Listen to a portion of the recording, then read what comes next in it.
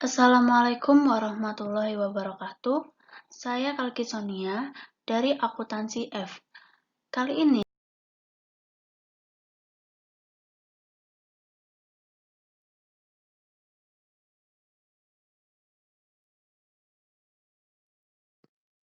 yang pertama adalah prinsip dasar etika profesi.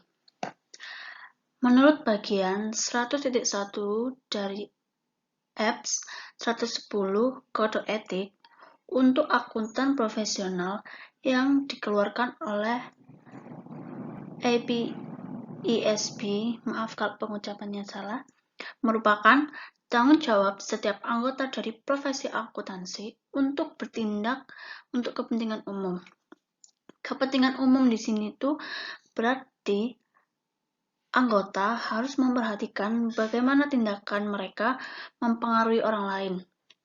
Orang lain yang dimaksud dalam konteks ini adalah klien, penyedia kredit, pemerintah, pengusaha, karyawan, investor, komunitas bisnis, komunitas keuangan, dan pihak lain yang mengandalkan profesi ini.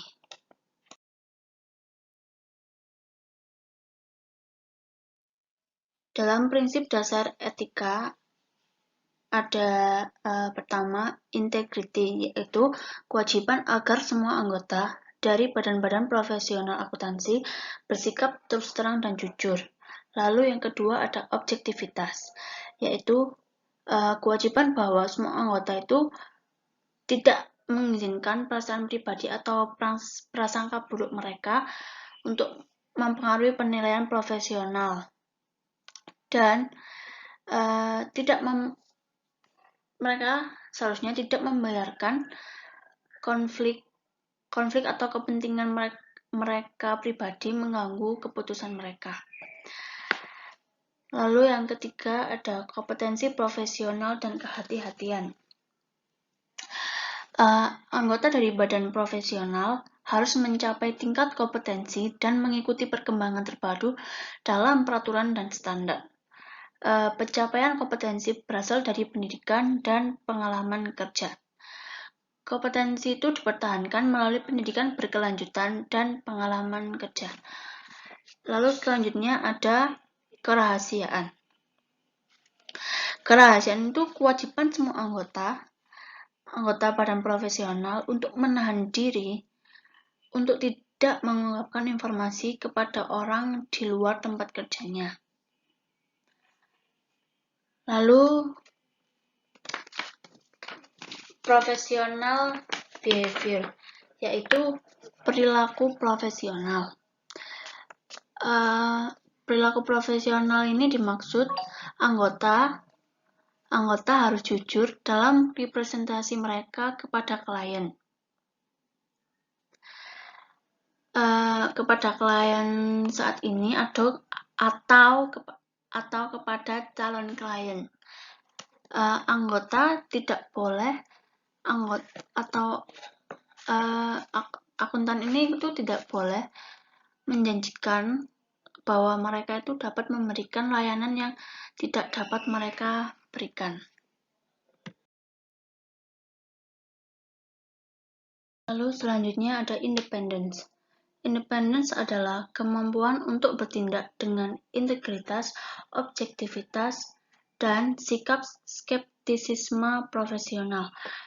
Sikap skeptisisme itu adalah kurang percaya atau ragu-ragu. Jadi audit bisa lebih teliti terhadap pekerjaannya. Lalu ada independence of mind. Ini adalah kemandirian pikiran. Maksudnya adalah kemampuan untuk membuat keputusan yang bebas dari suatu prasangka pribadi dan kemampuan untuk membuat keputusan yang bebas dari tekanan lain. Lalu yang kedua ada kemandirian dalam berpenampilan. Para auditor harus mempertimbangkan tindakan mereka dengan hati-hati dan memastikan bahwa tidak ada yang dilakukan untuk membahayakan kemandirian mereka baik dari perilaku maupun penampilan.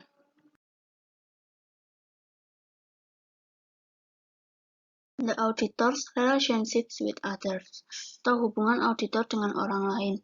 Dalam melakukan auditnya, auditor eksternal berhubungan dengan staf dan manajemen klien secara teratur. Yang pertama ada auditors and shareholders, auditor dan pemegang saham. Laporan audit ini ditunjukkan kepada pemegang saham perusahaan yang diaudit. Biasanya pemegang saham dalam suatu perusahaan itu juga disebut dengan anggota. Yang artinya pemegang saham diakui sebagai penerima utama laporan keuangan dan laporan audit terlampir.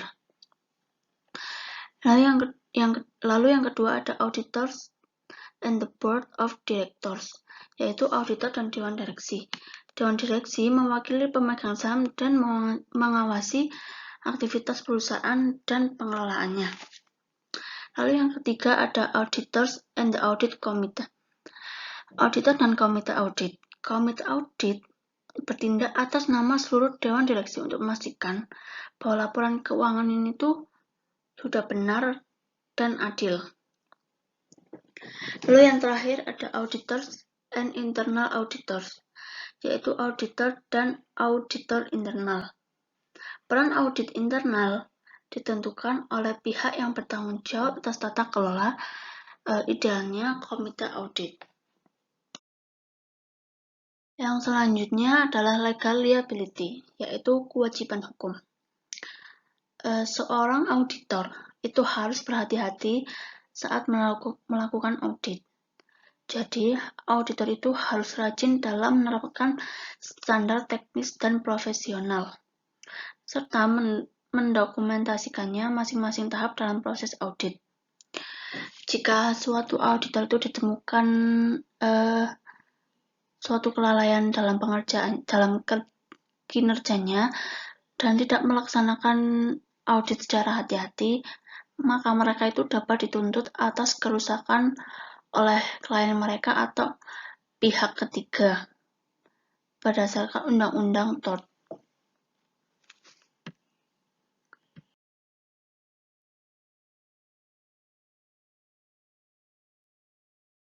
Ada beberapa macam kewajiban hukum, di antaranya yaitu legal liability to clients, yaitu tanggung jawab hukum kepada klien.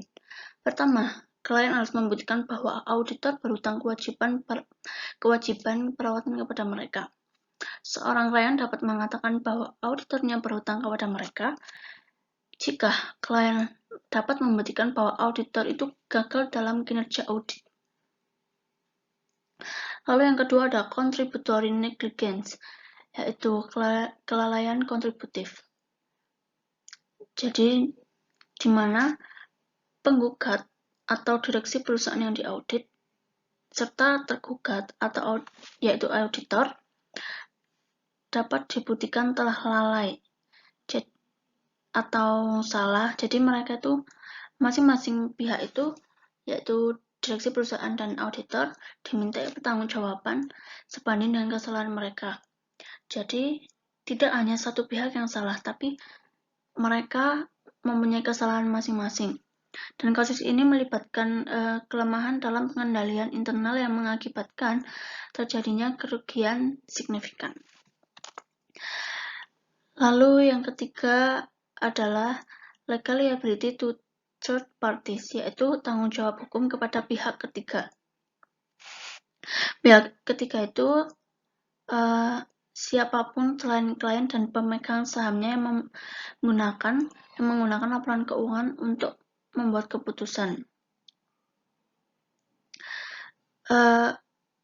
Karena pihak ketiga itu umumnya tidak memiliki hubungan kontraktual dengan auditor, mereka harus mengandalkan undang-undang kerugian jika mereka ingin menuntut auditor dari perusahaan tempat mereka bekerja sama.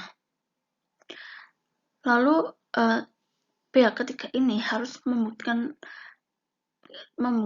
adanya kelalaian auditor, dan mereka tuh harus membuktikan bahwa mereka itu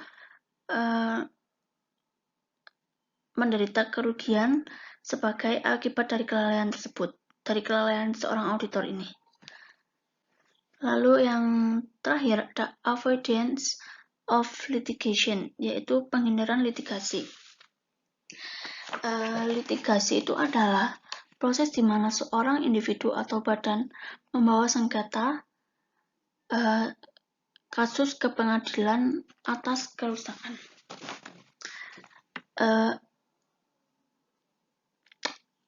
Ada beberapa cara agar auditor dapat menghindari litigasi ini, yaitu yang pertama adalah mempekerjakan staf yang kompeten, melatih staf dan memperbarui pengetahuan mereka secara teratur.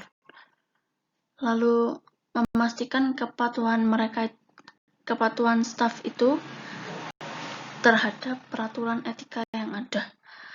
Lalu memastikan kepatuhan dengan peraturan audit.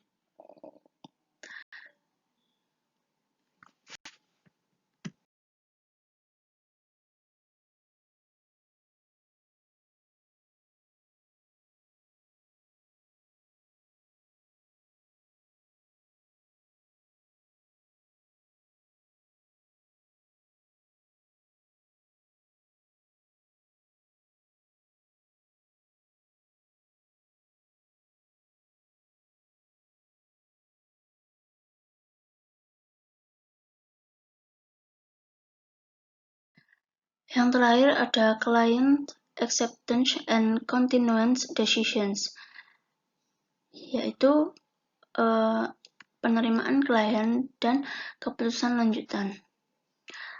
Tahap pertama dari setiap audit adalah penerimaan klien atau keputusan lanjutan. Langkah pertama ini melibatkan penilaian integritas klien.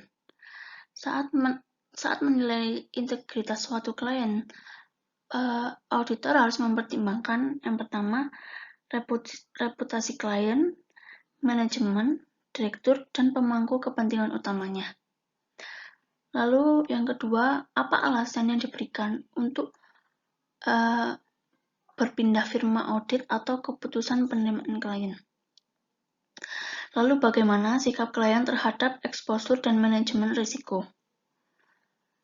Dan bagaimana sikap klien terhadap penerapan dan pemeliharaan pengendalian internal yang memadai untuk meminimalkan risiko yang teridentifikasi. Lalu mempertimbangkan kesesuaian interpretasi klien tentang aturan akuntansi.